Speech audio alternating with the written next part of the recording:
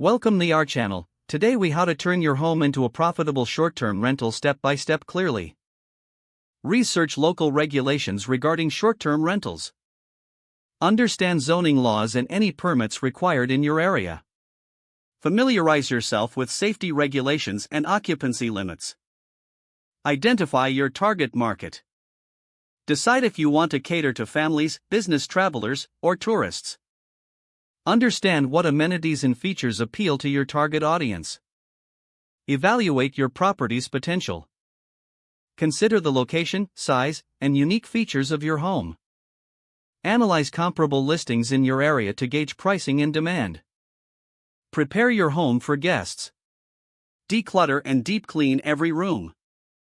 Ensure all appliances and amenities are in good working order. Furnish and decorate your space wisely. Choose furniture that is both comfortable and durable. Incorporate a cohesive design that reflects the local vibe. Take high-quality photos of your property. Ensure ample natural light during the shoot to showcase your space.